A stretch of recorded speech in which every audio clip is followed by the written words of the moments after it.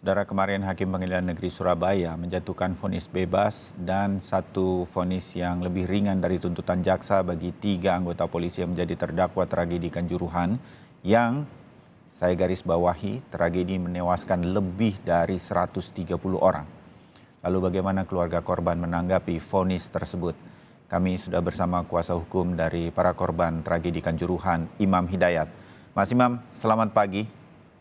Ya, selamat pagi Mas Bayu. Ya, terhadap vonis kemarin terhadap 3 terdakwa. Boleh tahu, Mas Imam, apa tanggapan dari keluarga para korban? Mas Imam? Ya, kita sejak awal itu kan sudah menolak laporan polisi model A ya di Polda Jatim, di Hmm, mana LPA ini kan dibuat oleh petugas yang terimbas tragedi Kanjuruhan. Kalau nggak salah itu polisi dari Tulungagung apa Trenggalek ya.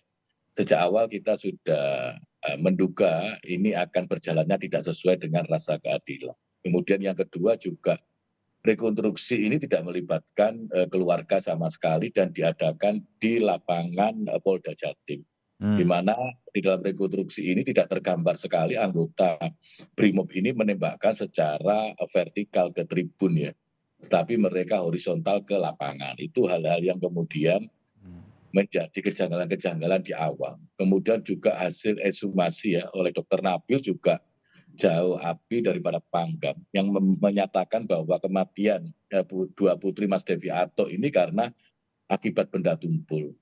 Padahal kan jelas bahwa tidak semua korban itu mati di depan pintu 13 tertumpuk-tumpuk terinjak-injak. Tapi Mas Ya, Devi Ato putrinya ini juga matinya di tribun ya, di tribun artinya keadaan bersih, nggak ada berjubelnya penonton Aremania, juga keluar busa di mulutnya, di kemaluannya keluar air seni, kemudian mukanya membiru dan matanya memerah.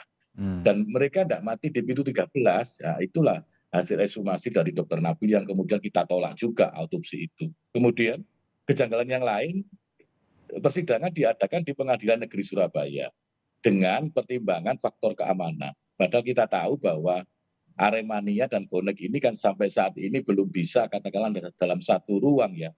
Pasti diduga atau hmm. diindikasikan takut nanti ada chaos. Tetapi kan dipaksakan. Kalau seperti itu kan akhirnya persidangan terbuka terbatas, Mas. Ya, terbuka terbatas, media terbatas, masyarakat juga, keluarga juga terbatas untuk mengikuti sidang itu. Padahal kita tahu bahwa sidangnya harus terbuka di mana kontrol masyarakat menjaga objektivitas, transparansi itu kan sangat perlu Ya, supaya hakim dalam menjatuhkan keputusan itu benar-benar berdasarkan keadilan ya. ya. Itu Artinya, Mas kemudian Imam, eh, artinya Anda ingin mengatakan bahwa sejak awal persidangan ini, majelis hakim dalam persidangan ya tidak bisa tidak.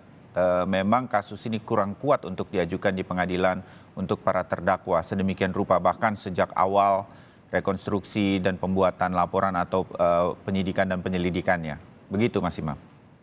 iya, apalagi kan dakwaannya di 359, 360 karena kealpannya menyebabkan orang meninggal.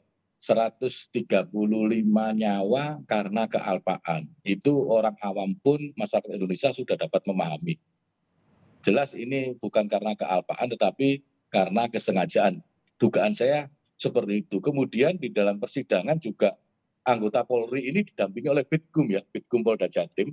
Hmm, Artinya kan ini ada suatu kepentingan ya bagaimana seorang anggota Polri yang menjadikan tersangka juga Polda Jatim kemudian didampingi sendiri oleh Bitkum Polda Jatim.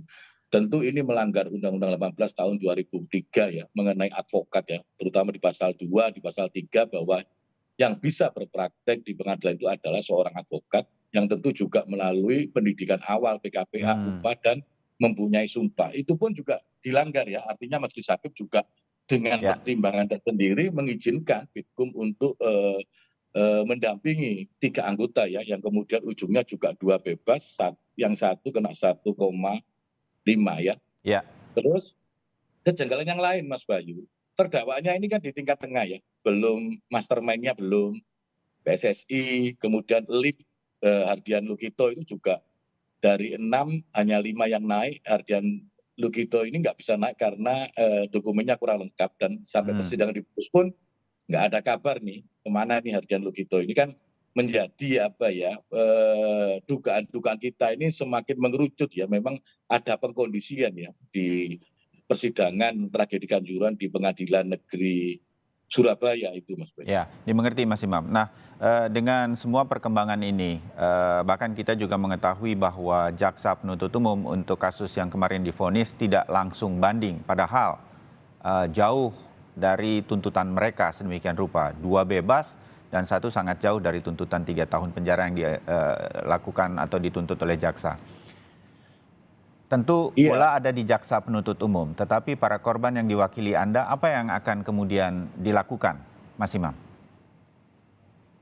ya artinya kan gini, si Haris Ketua Panpel ini kan tuntutannya 6 tahun 8 bulan. Kemudian putusannya kan 1 tahun 6 bulan. Betul. Ya kan seharusnya kalau kurang dari 3/4 putusan dari tuntutan itu kan jaksa ini kebiasaan kita beracara ini kan pasti banding. Tetapi sampai hari ke-7 ya, untuk waktu banding pidana kan 7 hari.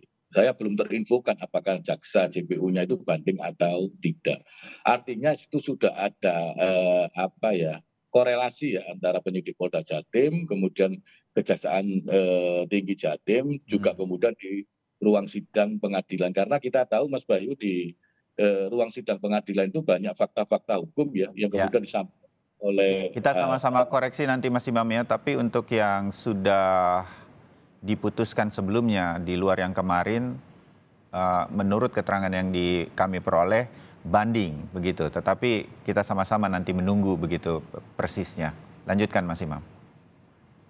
ya artinya dengan melihat keadaan seperti itu kita akan fokus di LP model B kita ya, laporan polisi oleh masyarakat. Artinya klien saya itu kan melaporkan di LPB di Polres Panjen dengan sangkaan 338 dan 340 mulai tanggal 5 November Mas Bayu sampai ini Ya. hari 5 bulan ya, prosesnya masih berjalan di tempat, artinya masih tahap penyelidikan.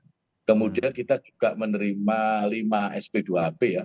Salah satunya itu bahwa pihak Polres Panjen akan meminjam barang bukti untuk meneruskan LPB kita itu. Kalau kita berbicara barang bukti Mas Bayu, fakta sudah 135 nyawa meninggal. Saksi saya kira mau 10, 100 ya tuh ada semua, iya tuh. Kemudian bukti CCTV, ya video, ya tuh. Dan banyak lagi ya. Saya kira ini saya lihat bahwa Polres Panjen ini menangani ini tidak sungguh-sungguh, artinya masih penyelidikan. Karena yang kita laporkan di sini kan mulai mastermind sampai eksekutor ya. Oke. 8 apa 10 anggota BRIMOB yang menembakkan di gas air mata kedaluarsa itu di tribun ya. Tapi itu prosesnya masih belum berjalan juga, masih proses penyelidikan ya. Oke. Itu Mas. Ya, Mas Imam, terakhir Mas Imam ya. Saya tahu para korban didampingi Mas Imam dan kawan-kawan sudah datang ke Jakarta menghadap Menko Polhukam, menghadap Komnas HAM sedemikian rupa. Tetapi masih banyak fakta-fakta yang hari ini Mas Imam katakan, saya dan kita semua jadi lebih tahu bahwa banyak hal yang sebetulnya dipertanyakan dari sejak awal proses penyelidikan sampai berlangsungnya sidang di Surabaya. Padahal kejadiannya di Malang sedemikian rupa. Mas Imam dan keluarga masih punya harapan bahwa ini kemudian bisa diselesaikan dengan cara seadil-adilnya terutama bagi korban dan keluarga korban. Mas Imam. Ya, kita akan terus berjuang Mas Bayu. Memperjuangkan keadilan bagi anggota korban tragedi Kanjuruhan. Makanya kita sudah menghadap beberapa katakanlah orang yang punya pengaruh seperti Pak Muldoko di KSP, kemudian Pak Mahfud di Menko Polhukam. Artinya kita minta ya keseriusan daripada Pak Joko Widodo ya sebagai Presiden Republik Indonesia untuk lebih serius ya. Kemudian untuk lebih memperhatikan bagaimana penanganan tragedi Kanjuruhan ini kan tragedi terbesar nomor 2 di dunia. Tentu kita akan malu sebagai bangsa yang mengklaim dirinya sebagai negara hukum. Apa itu ya? Kita minta mulai awal minta diterbitkan Perpu, Mas Bayu. Peraturan pemerintah pengganti undang-undang tentang penyidik independen karena belum ada aturan sama sekali yang mengatur tentang ya tindak pidana kolektif yang dilakukan oleh anggota dan masyarakat sipil. Ini kan penyidikannya terpisah, ya toh. Ya.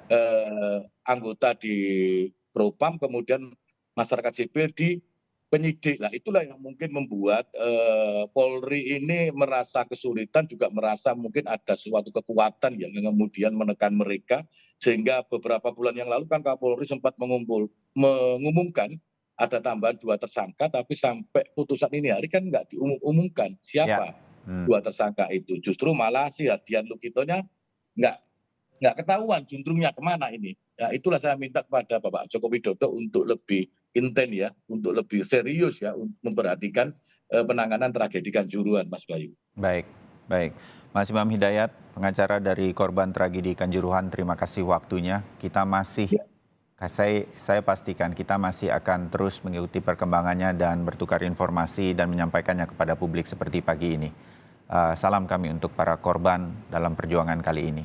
Terima kasih Ya. Mas Imam, selamat pagi. Terima kasih Mas Bayu. Ya.